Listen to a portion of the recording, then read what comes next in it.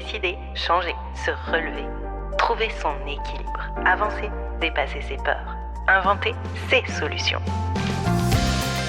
Qui a dit que travailler sur soi devait être long, pénible et fastidieux ? Surtout pas moi. Je suis Bénédicte, psychologue et coach insolite, et je te souhaite la bienvenue sur mon podcast. Ici, chaque semaine ou presque, je te propose de l'inspiration, des outils et des astuces pour construire une vie qui te ressemble. Tu viens ? On embarque ?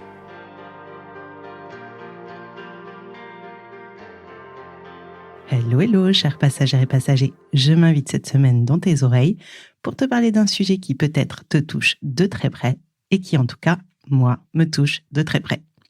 L'hypersensibilité.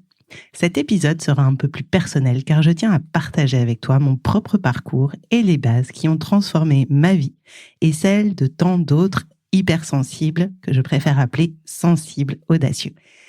Cette semaine, nous allons donc explorer ensemble ce qu'est vraiment l'hypersensibilité. Nous verrons pourquoi elle peut sembler parfois comme un poids, un fardeau qu'on traîne, mais aussi et surtout comment elle peut devenir une véritable force. Aujourd'hui, je vais te guider à travers la définition de l'hypersensibilité, parce que comprendre ce qui se passe exactement dans ta tête et dans ton cœur est une première étape fondamentale pour pouvoir avancer et travailler et vivre avec ton hypersensibilité. Ensuite, nous verrons les défis que tu rencontres au quotidien en tant que sensible, à savoir des émotions intenses, une surcharge sensorielle, des relations parfois un peu plus compliquées certainement. Et surtout, on verra ensuite comment transformer cette hypersensibilité, cette sensibilité en une force incroyable qui te permettra de vivre pleinement en accord avec qui tu es. Pourquoi est-ce si important ? Parce que j'ai moi-même traversé ces tempêtes intérieures. De manager à psychologue, coach et apprenti en neurosciences, mon parcours m'a montré que comprendre et accepter sa singularité est essentiel pour avancer et trouver son calme, sa sérénité, son épanouissement. Imagine-toi capable de te détendre sans être constamment envahi par des pensées, de profiter des moments présents avec sérénité sans te sentir surchargé par les énergies, les sons, les lumières, les bruits intenses ou même peut-être les odeurs. Cet épisode te donnera des clés pour commencer ce voyage vers plus d'acceptation et d'acceptation aussi de toi-même. Prépare-toi à découvrir les clés et les ressources précieuses pour mieux vivre avec cette sensibilité et reste bien jusqu'à la fin de l'épisode car j'ai une petite surprise pour toi qui pourrait bien révolutionner ta manière de voir les choses. Prête à te lancer dans ce voyage intérieur ? Allons-y, ensemble, transformons cette sensibilité en ta plus grande force. Mais d'abord, c'est quoi être sensible et être plus sensible ?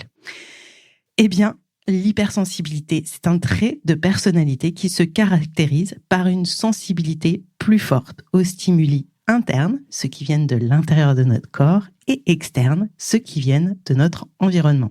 Dans l'environnement, c'est le monde qui nous entoure, les autres, etc. Les personnes plus sensibles ressentent les émotions de manière plus intense et réagissent plus fortement aux stimuli sensoriels tels que le bruit, la lumière, les odeurs. On dit qu'environ 15 à 20% de la population serait concernée par cette hypersensibilité plus intense. Maintenant, quelles sont les origines de cette hypersensibilité ? Eh bien, elles sont à la fois génétiques et environnementales. A priori, ce serait un peu du 50-50. 50% de génétique, donc on naîtrait avec cette tendance à être plus sensible, mais aussi notre environnement, notre éducation, nos premières expériences et les expériences de toute notre vie contribuent à faire de cette sensibilité plus grande quelque chose de plus ou moins grand dans notre vie. Quand on est éduqué, quand on se développe dans un environnement où on est encouragé à être attentif à ses émotions, à celles des autres, de façon positive ou négative, eh bien, cette sensibilité s'accentue. Les principales caractéristiques d'une sensibilité élevée se manifestent, selon moi, dans 3 domaines. Les émotions, les sensibles plus élevés ressentent des émotions de manière plus vive, qu'elles soient positives ou négatives. Et c'est important de noter qu'on peut ressentir nos émotions positives aussi de façon plus vive. Sensorielle, les personnes hautement sensibles sont effectivement plus sensibles aux stimuli sensoriels. Un bruit fort, une lumière vive ou même une texture désagréable peuvent les affecter, les agacer, les irriter ou au contraire les apaiser, leur faire du bien plus que la moyenne. Et puis il y a aussi la partie cognitive. Le cerveau des personnes hautement sensibles est très souvent, voire constamment en ébullition. Il analyse et réanalyse les situations jusque souvent à l'épuisement. En gros, c'est comme s'il ne parvenait pas à trouver ce fameux petit bouton stop. Concrètement, comment ça se passe dans le quotidien ? Eh bien, les personnes hautement sensibles ont une réactivité émotionnelle. Ils se sentent souvent submergés par des émotions intenses et ont du mal à les réguler. Une critique peut sembler dévastatrice alors qu'elle serait presque inaperçue pour quelqu'un d'autre. Surcharge sensorielle, les environnements bruyants ou chaotiques sont épuisants pour les personnes hautement sensibles. Après une journée passée dans un environnement tel qu'un open space ou dans un restaurant bondé ou dans un centre commercial très bruyant, eh bien une personne hautement sensible va se sentir vidée de son énergie. Il y a aussi une empathie plus grande. Les personnes hautement sensibles ont une capacité relativement haute et parfois même exceptionnelle à comprendre, ressentir les émotions des autres. Et cela peut parfois leur faire absorber le stress, la peine, l'angoisse, les soucis des autres. Et puis, dernier petit point, ces personnes hautement sensibles, après des interactions sociales, même positives, peuvent ressentir un besoin très fort et puissant de se retirer, de passer un moment avec eux-mêmes, dans le calme, dans une certaine tranquillité, tout simplement pour récupérer. Alors, est-ce que tu te reconnais dans cette description? Est-ce que tu as l'impression que tu pourrais être hypersensible? Je te propose de répondre à ces quelques questions rapides pour essayer de te dire que peut-être tu pourrais creuser et aller chercher plus loin pour voir si tu es hypersensible. Au niveau de tes émotions, est-ce que tu te sens souvent submergé par tes émotions, même pour des situations que les autres trouvent finalement assez banales? Au niveau de tes sensations, est-ce que tu as tendance à sursauter? Est-ce que les bruits forts ou les lumières vives te fatiguent rapidement? Au niveau de ton empathie, as-tu souvent l'impression de ressentir, d'être comme connecté aux émotions des autres aussi intensément qu'aux tiennes? Et besoin de récupération. Ressens-tu toi aussi ce besoin de prendre ce temps de calme, de te retirer dans ta bulle après des interactions sociales, après une réunion de famille, après un moment d'échange intense avec ton conjoint pour recharger les batteries? Si tu as répondu à la plupart de ces questions, il est possible que tu sois hypersensible et je t'invite peut-être à creuser cette question. Comme tu l'as vu, l'hypersensibilité colore notre rapport au monde et aux autres, de manière singulière, avec son lot de défis, il faut bien l'avouer, mais aussi de forces insoupçonnées. Et c'est ce que je te propose de creuser, c'est-à-dire d'explorer les défis quotidiens que rencontrent les personnes hautement sensibles et de réfléchir ensemble, d'imaginer comment ces défis peuvent être surmontés avec les bonnes stratégies.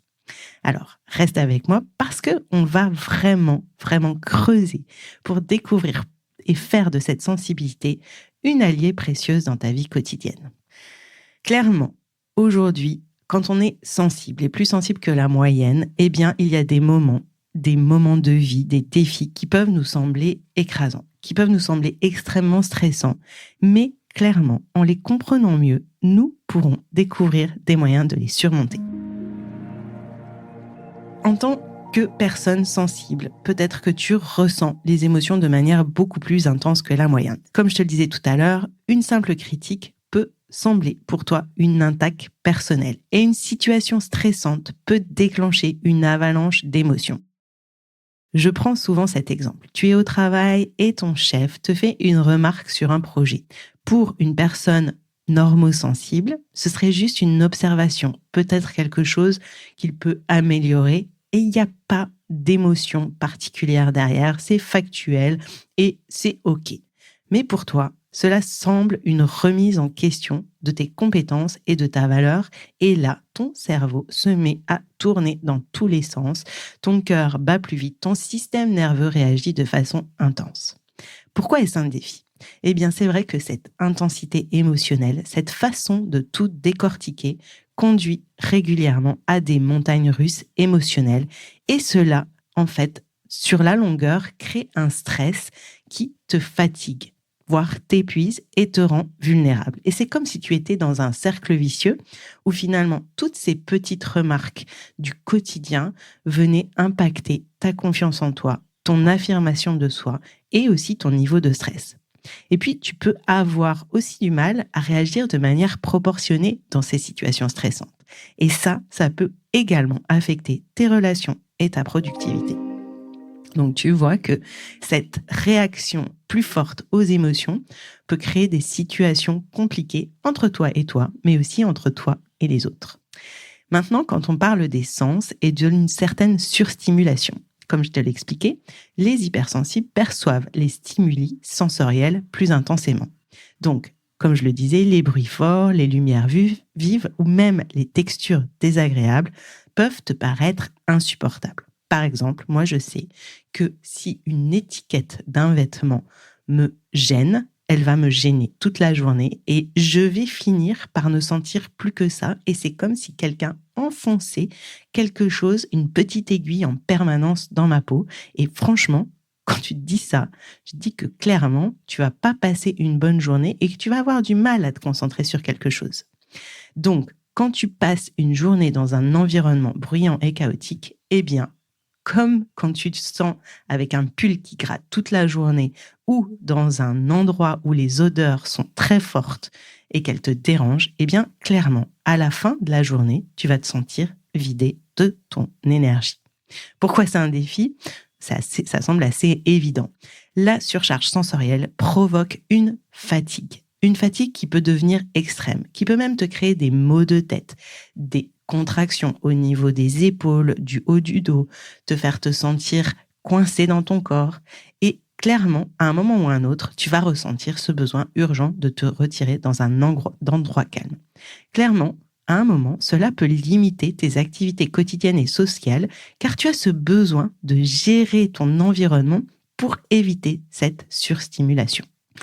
En fait, cette surstimulation sensorielle peut clairement t'amener à réduire tes interactions, peut te faire dire non à des sollicitations qui a priori te feraient plaisir, mais pour lesquelles tu ne te sens pas l'énergie de le faire, et du coup, ça constitue un défi réel.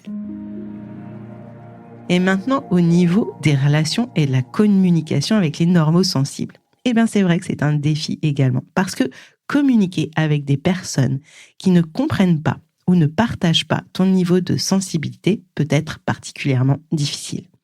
Souvent, tu vas te sentir incompris, jugé ou même marginalisé.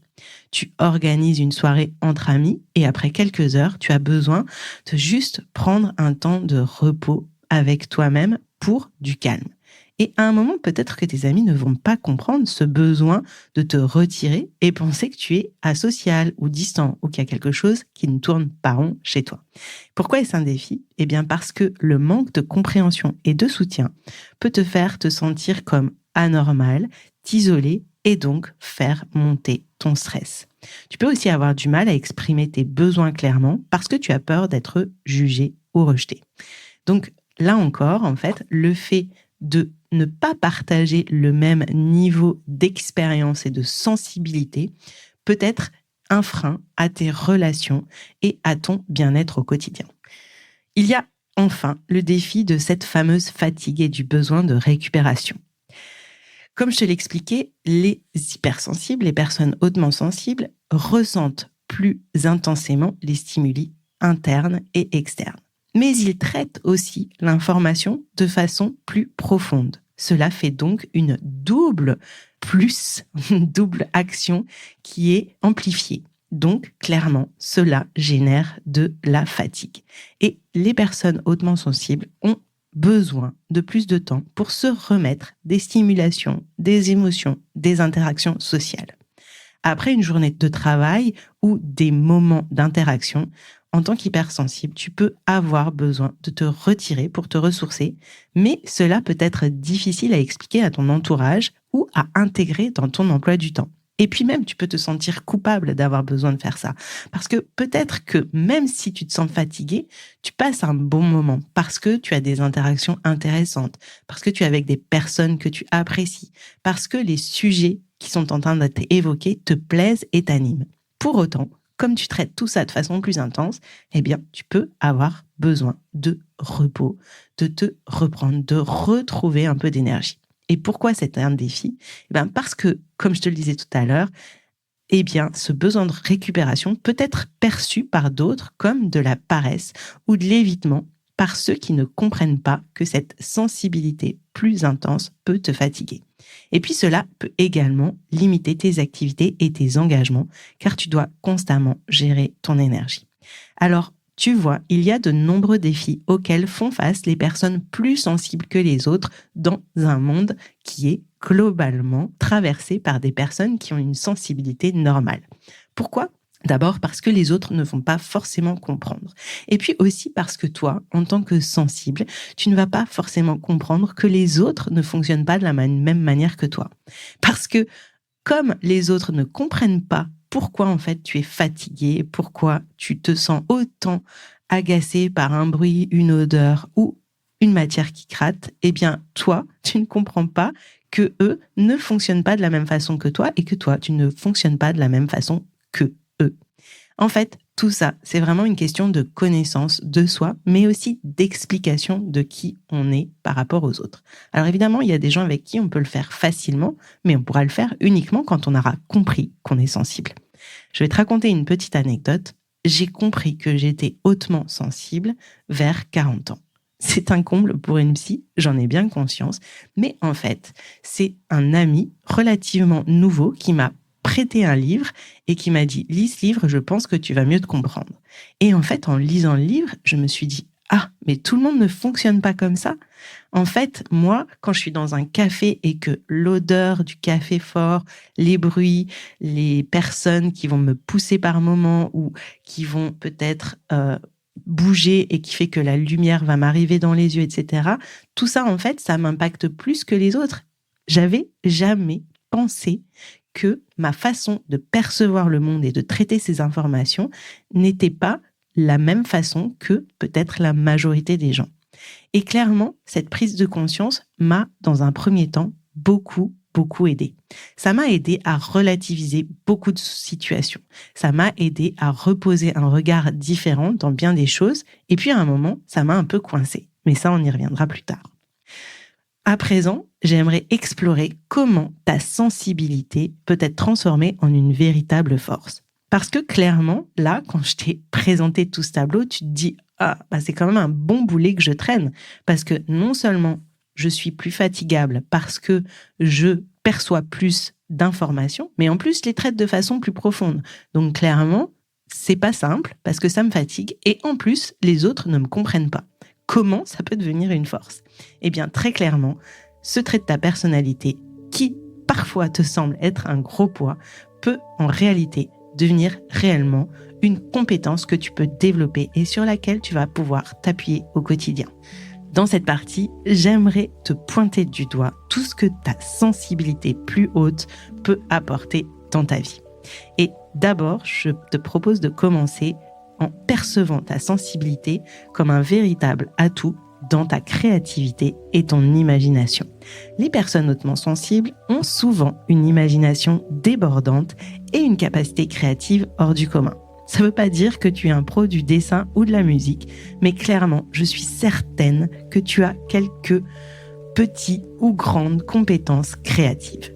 Pourquoi ? Parce que la sensibilité plus grande permet de percevoir des nuances et des détails que bien d'autres personnes ne peuvent pas remarquer. Par exemple, beaucoup d'artistes, d'écrivains et de musiciens célèbres sont sensibles et hautement sensibles. Et ils ont utilisé leur intensité émotionnelle pour créer des œuvres profondes et émouvantes qui nous touchent. Pourquoi est-ce une force ? Eh bien parce que ta créativité peut devenir un moyen puissant d'exprimer tes émotions et de communiquer différemment avec le monde. Que ce soit à travers l'art, l'écriture, la musique ou même des projets professionnels innovants, une façon particulière de communiquer, eh bien ta sensibilité élevée te permet de voir le monde d'une manière unique et de créer de belles choses significatives. Ensuite, j'aimerais que tu perçoives ta sensibilité comme une porte d'entrée vers une vie intérieure riche et nuancée. En tant que sensible, tu le sais, tu as une vie intérieure très riche. La plupart du temps, tu le considères comme un poids parce que cette vie intérieure riche, en fait, c'est souvent la traduction de beaucoup de pensées, de beaucoup d'émotions que tu ne sais pas forcément gérer. Sauf qu'en fait, il faut voir les choses de l'autre côté de la médaille. Tu es capable de ressentir et de réfléchir profondément sur tes expériences, mais aussi sur celles des autres. Et cela peut te conduire à une compréhension plus profonde de qui tu es, mais aussi du monde qui t'entoure. Pourquoi est-ce que c'est une force ? Eh bien parce que cette profondeur de réflexion et de sentiment te permet de développer une certaine sagesse et aussi une compassion profonde qui peuvent enrichir ta vie personnelle, mais aussi tes relations. En prenant le temps d'explorer et de comprendre tes émotions, tu peux apprendre à naviguer dans ta vie avec plus de sérénité, de clarté et donc créer une relation à toi et aux autres plus profonde et plus épanouissante. Et puis, réellement, si on continue dans cette voie, tu peux commencer à percevoir comment ta sensibilité plus profonde peut améliorer tes relations grâce à l'empathie. Les sensibles, les plus sensibles, ont une empathie naturelle très développée. Alors souvent, ils ressentent les émotions des autres et comprennent ce que les autres traversent à travers un changement de mimique, des changements d'expression, des micro-mouvements, etc. Les sensibles ont cette capacité de lire ces réactions et cela peut leur permettre de créer des relations profondes et authentiques basées sur une véritable compréhension et une forte compassion. Pourquoi est-ce que c'est une force ? Eh bien, ton empathie te rend exceptionnellement doué pour soutenir et aider les autres. C'est pourquoi on retrouve beaucoup de sensibles et de personnes hautement sensibles dans les métiers d'accompagnement, dans les métiers de soins. Que ce soit dans les relations personnelles ou professionnelles, ta capacité à comprendre et à ressentir les émotions des autres peut faire de toi un ami, un partenaire, un collègue, une fille, une mère inestimable. Tu peux utiliser cette compétence pour créer des environnements harmonieux et favoriser des connexions authentiques. De mon côté, j'ai mis longtemps à comprendre que, par exemple, ma capacité à créer des liens profonds avec les gens était un atout. Parce que souvent, j'avais l'impression qu'il y avait un déséquilibre dans mes relations. Pourtant, au fur et à mesure, je me suis rendu compte que c'est peut-être parce que je projetais trop de choses quand je ne savais pas que j'étais plus sensible que les autres, que j'attendais que les autres répondent de la même façon à ce que je leur offrais. Je me disais toujours, je donne pas pour recevoir, mais à un moment, j'avais toujours l'impression que les choses étaient un peu à sens unique et cela me peinait, me blessait, me faisait me sentir mal et me remettait en question. Et j'avais tendance peut-être à écarter certaines personnes de ma vie parce que je ne voyais pas que finalement, elles m'apportaient bien d'autres choses et que j'étais focalisée sur cette non-réciprocité de compréhension. Et puis, en fait, j'ai compris que peut-être c'était important que j'explique un peu plus comment je fonctionnais et qu'est-ce qui faisait que j'étais peut-être un peu différente. Et plus j'ai pu expliquer comment je fonctionnais, plus j'ai pu recevoir des choses profondes et plus cette connexion s'est créée avec les autres. J'ai réalisé également que j'aimais tout particulièrement créer des ambiances chez moi, dans mon bureau, qui soient apaisantes, qui apportent un petit quelque chose. Et effectivement, j'ai remarqué que ma créativité pouvait vraiment s'exprimer à travers le choix de couleurs, de textures, d'organisation de l'espace, qui fait que naturellement, les gens ont tendance à dire qu'ils se sentent bien dans les environnements que je crée. Et ça, clairement, en fait, tu vois, c'est une vraie force qui est très intéressante à exploiter, aussi bien dans ta vie perso que dans ta vie professionnelle. Maintenant, voyons comment ta sensibilité élevée peut être une invitation à vivre en accord avec tes valeurs et ta nature profonde. Être hautement sensible te pousse souvent à rechercher des modes de vie et des choix qui sont en accord avec tes valeurs profondes. Tu es probablement très conscient de ce qui est important pour toi et tu as un besoin fort de vivre authentiquement. Pourquoi est-ce que c'est une force ? Parce qu'en suivant tes valeurs et en vivant de manière authentique, tu peux créer une vie qui te ressemble vraiment. Cela te permet d'être épanoui et satisfait car tu ne te compromets plus ou pas pour te conformer aux attentes des autres. Tu es libre d'être toi-même, de suivre tes passions et de contribuer au monde de manière significative.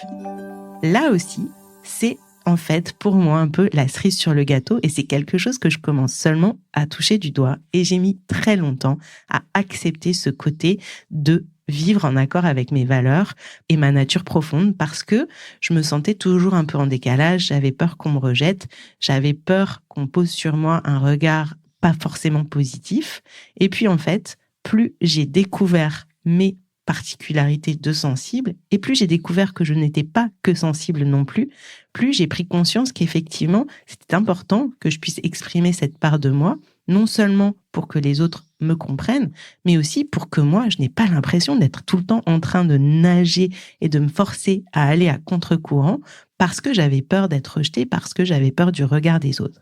Et quand tu vis ainsi, quand tu commences à te décrocher un petit peu du regard des autres, eh bien clairement, tu arrives à créer des choses qui sont beaucoup plus belles et plus apaisées dans ta vie. C'est un vrai chemin, c'est un parcours, je te l'accorde, mais clairement, une fois que tu touches cela du doigt, eh bien, tu arrives à vivre les choses de façon beaucoup plus sereine. Et toi, alors, quelle est ta plus grande force par rapport à cette sensibilité ? Je t'invite à réfléchir à ta sensibilité, à la tienne, parce que ce que j'aime dire, c'est qu'il y a autant de formes de sensibilité que de personnes. Quelle est ta plus grande force par rapport à cette sensibilité ? Est-ce que c'est ta créativité, ton empathie, ta capacité à vivre authentiquement ? Je te propose de prendre un petit moment pour y penser et partager ta réflexion en commentaire avec moi, ici, par mail ou sur les réseaux si ça te dit.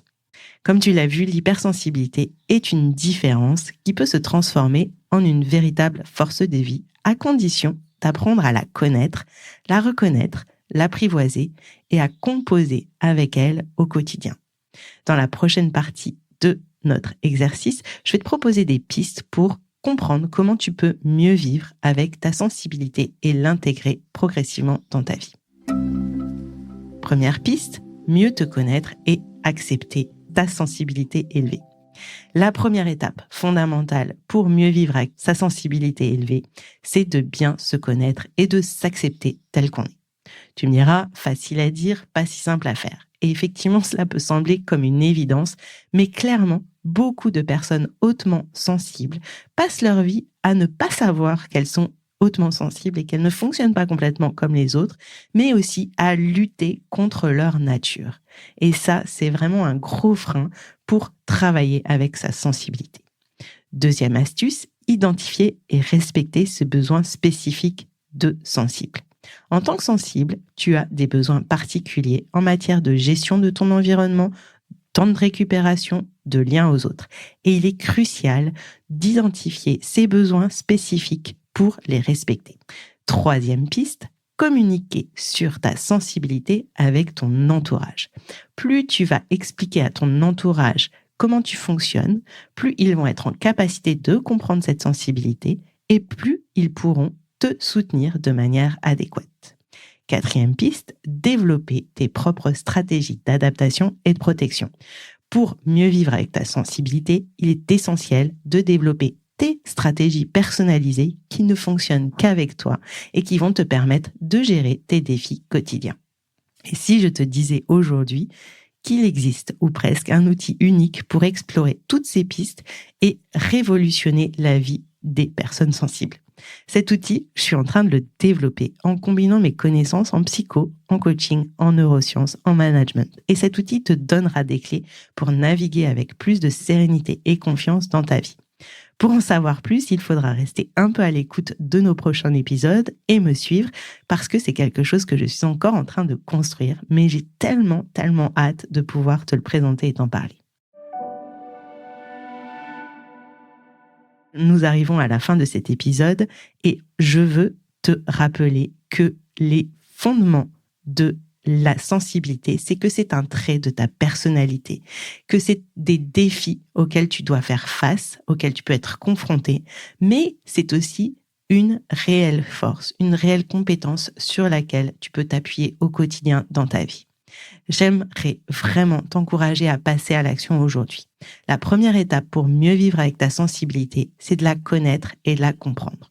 Si tu as envie d'aller plus loin, je t'invite, si tu ne l'as pas déjà fait, à passer mon test, même mon anti-test Power Sensible.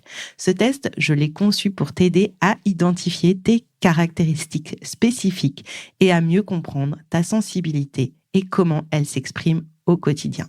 Il est gratuit et disponible sur mon site web. Je te mettrai le lien dans les notes du podcast.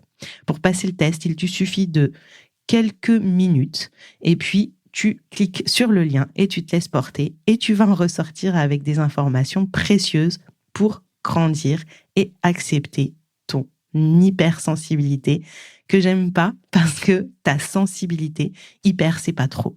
Arrête de croire que tu es trop, arrête de croire parce qu'on te dit t'es trop sensible, tu pleures trop, tu dis trop si ou tu réagis trop mal. Non, hypersensible, c'est sensible mais de façon plus haute. C'est pas trop sensible.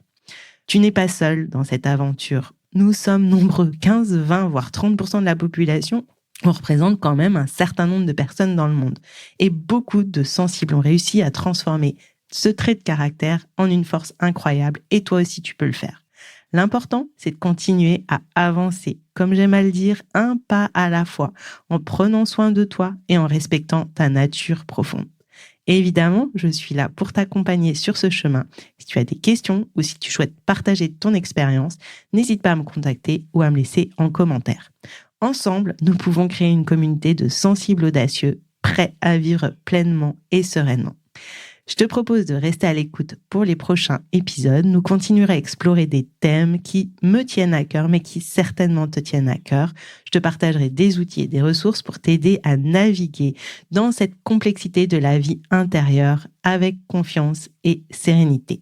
N'oublie pas de t'abonner au podcast pour ne rien manquer. Et tu peux suivre Passage Insolite sur les réseaux sociaux pour des conseils quasi quotidiens et des témoignages inspirants. Je te remercie d'avoir passé ce moment avec moi aujourd'hui.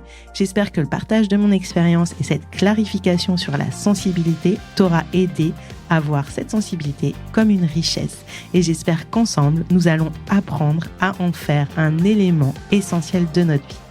À très bientôt, prends soin de toi et prends soin de ta sensibilité si précieuse.